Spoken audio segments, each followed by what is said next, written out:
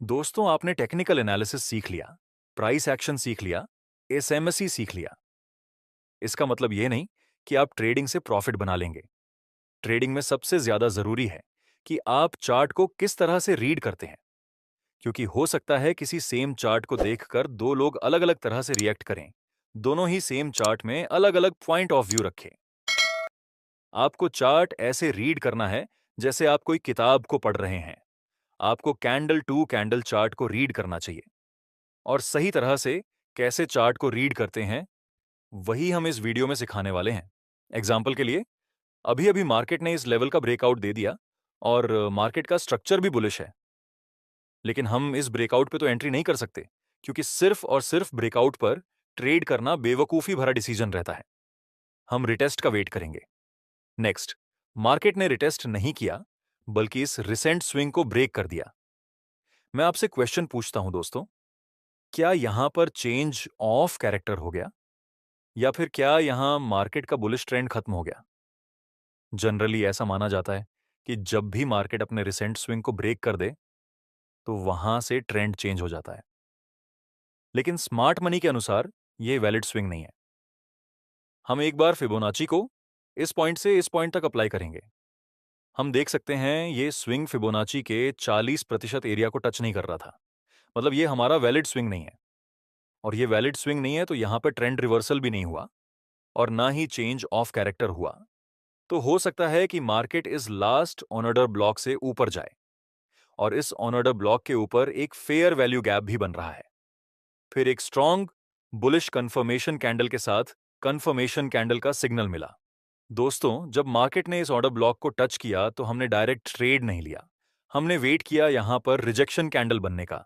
हमें bullish candle का signal भी मिला, तो अब हम यहां पर बाय में एंट्री कर सकते हैं।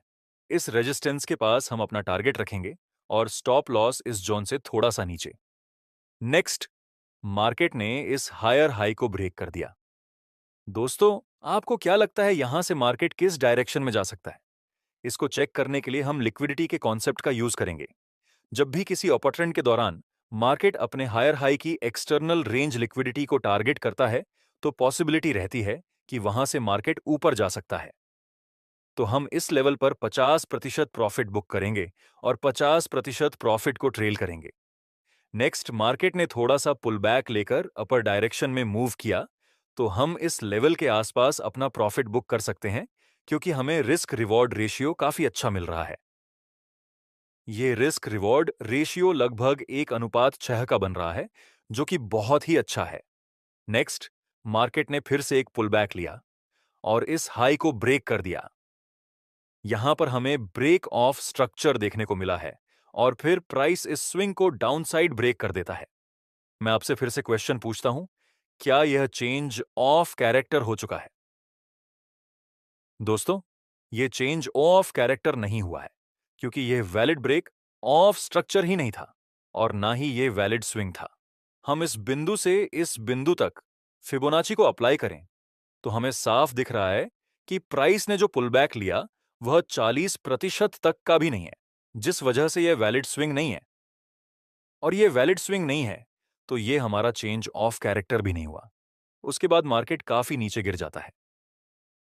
दोस्तों, अभी भी मार्केट का स्ट्रक्चर बुलिश है, तो हम सिर्फ और सिर्फ बाय करने की अपॉर्चुनिटी ही फाइंड करेंगे। आखिर में इस ऑर्डर ब्लॉक के पास हमें एक बुलिश और कंफर्मेशन कैंडल का सिग्नल मिला, और यहां आप देख सकते हैं इस लेवल की मार्केट ने लिक्विडिटी को टारगेट किया है। बायर्स की लिक्विडिटी का कलेक्शन हो चुका है और लिक्विडिटी स्वीप हो चुकी है। लेकिन हमें भूलना नहीं चाहिए कि जब भी मार्केट लिक्विडिटी को टारगेट करता है, तो वहां से लिक्विडिटी स्वीप भी हो सकती है और लिक्विडिटी रन भी हो सकती है। तो यहां पर क्या हो सकता है? यहां पर लिक्विडिटी स्वीप होने के चांस बहुत ही ज्यादा हैं। और ऐसा इसलिए क्योंकि यहां देखिए, सबसे पहले मार्केट ने इंटरनल रेंज लिक्विडिटी को टारगेट किया। जब भी मार्केट इंटरनल रेंज लिक्विडिटी को टारगेट करता है, तो वहां से मार्केट किसी इंपॉर्टेंट लेवल से लिक्विडिटी स्वीप कर सकता है। तो अब हम यहां भी बाय में एंट्री कर सकते हैं। हम इस लेवल तक अपना टारगेट रखेंगे जहां पर एक्सटर्नल रेंज लिक्विडिटी मौजूद है, और स्टॉप लॉस रखेंगे इस लेवल से थोड़ा नीचे। यहां भी हमारा रिस्क रिवॉर्ड रेशियो बन रहा है 1:6 का। नेक्स्ट, हमारा टारगेट कंप्लीट हो गया। तो इस तरह से आपको चार्ट को रीड करना है, candle to candle.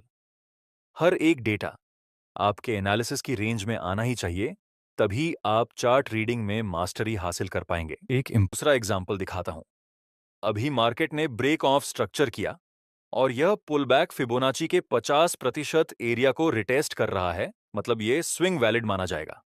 Next price कुछ टाइम के लिए एक साइडवे रेंज में मूव कर रहा है और आखिर में हमें इस साइडवे रेंज का डाउनसाइड ब्रेकआउट देखने को मिला और इस बुलिश ट्रेंड लाइन का भी ब्रेकडाउन हो चुका है।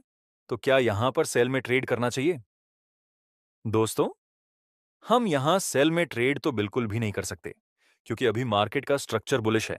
जब तक मार्केट इस स्विंग को डाउनसाइड नहीं ब्रेक करता, तब तक ये बुलिश स्ट्रक्चर ही रहेगा। नेक्स्ट प्राइस नीचे आता है, यहां हम एक ऑर्डर ब्लॉक ड्रॉ कर सकते हैं और इस ऑर्डर ब्लॉक के ऊपर हमारा फेयर वैल्यू गैप भी बन रहा है और मार्केट ने एग्जैक्ट इस फेयर वैल्यू गैप को रिटेस्ट करके बुलिश और कंफर्मेशन कैंडल का सिग्नल दिया। तो अब हम एक लॉन्ग साइड की एंट्री प्लान करेंगे। इसमें हम स्टॉप लॉस इस फेयर वैल्यू गैप के नीचे रखेंगे और टारगेट इज हायर हाई तक, जहां पर एक्सटर्नल लिक्विडिटी मौजूद होगी। Market strongly upper side move करता है और हमारा टारगेट हिट हो चुका है। दोस्तों, अभी मार्केट ने इस हायर हाई को ब्रेक कर दिया, तो इसे हम कहेंगे ब्रेक ऑफ स्ट्रक्चर और हम यह दो स्विंग को कनेक्ट करके फिबोनाची अप्लाई करें।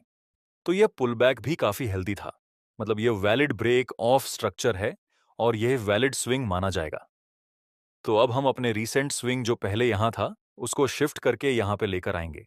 अब रिसेंट स्विंग यही होगा। नेक्स्ट प्राइस नीचे गिरता है। दोस्तों, यहां एक ऑर्डर ब्लॉक बन रहा है और एक फेयर वैल्यू गैप भी, लेकिन ये फेयर वैल्यू गैप हमारे कोई काम का नहीं है, क्योंकि इसका मिटिगेशन हो चुका है। तो हम इस फेयर वैल्यू गैप के ऊपर तो एंट्री नहीं करेंगे। नेक्स्ट मार्केट ने इस लास्ट स्विंग को ब्रेक कर दिया। दोस्तों, क्या यहां पर चेंज ऑफ कैरेक्टर हो चुका है? आंसर है हां। यहां चेंज ऑन ऑफ कैरेक्टर हो चुका है, तो अब हम सेल साइड की अपॉर्चुनिटी फाइंड करेंगे। हमें स्ट्रक्चर को सबसे ज्यादा इंपॉर्टेंस देनी है दोस्तों। नेक्स्ट प्राइस एक पुलबैक लेता है और बाद में हमें बेयरिश कैंडल का सिग्नल मिला और यह था हमारा breaker block. Exact breaker block के पास हमें बेयरिश सिग्नल मिला, तो अब हम यहां पे सेल में एंट्री कर सकते हैं। इस सपोर्ट के पास हमें अपना 50% प्रॉफिट बुकिंग करना है और बाकी के टारगेट को हम ट्रेल करेंगे। नेक्स्ट मार्केट इस ब्रेकर ब्लॉक से नीचे गिरा और हमारा रिस्क रिवॉर्ड रेशियो 1:4 का कंप्लीट हो चुका है। तो दोस्तों, आपको हमेशा इस तरह से चार्ट को देखना है, रीड करना है, जिसमें आप कैंडल टू कैंडल एनालिसिस करें। हर एक एलिमेंट को देखने के बाद ध्यान से समझ के कोई डिसीजन लें और अच्छे रिस्क मैनेजमेंट से ट्रेड एग्जीक्यूट करें। मैं आपको सफल चार्ट रीड करने की कुछ प्रॉपर्टीज बता देता हूं। जब भी आप चार्ट रीडिंग करने बैठे, तो सबसे पहले आपको प्रीवियस डे का हाई और लो मार्क कर लेना है। दूसरा बिंदु, जब भी आप चार्ट रीडिंग करने की शुरुआत करें, तो सबसे पहले हायर टाइम फ्रेम में मार्केट का स्ट्रक्चर एक बार जरूर देख लें। फिर आप स्मॉल टाइम फ्रेम में जाकर हायर टाइम फ्रेम के स्ट्रक्चर के साथ ट्रेड कर सकते हैं। तीसरा पॉइंट, कई लोग जल्दबाजी में एनालिसिस कर लेते हैं, लेकिन आपको ऐसा नहीं करना है। आपको चार्ट की हर एक डिटेल को ध्यान से देखना है। आपको देखना है कि अभी चार्ट क्या बोल रहा है, बायर्स क्या कर रहे हैं, सेलर्स क्या कर रहे हैं। ये सब देखने के बाद आपको ट्रेड करना है। अगर आप इस तरह से ट्रेड करना सीख जाएंगे, तो आप बहुत ही जल्द प्रॉफिटेबल ट्रेडर बन जाएंगे। आपको यह वीडियो कैसा लगा? अगर अच्छा लगा हो तो एक लाइक करके हमें सपोर्ट करना।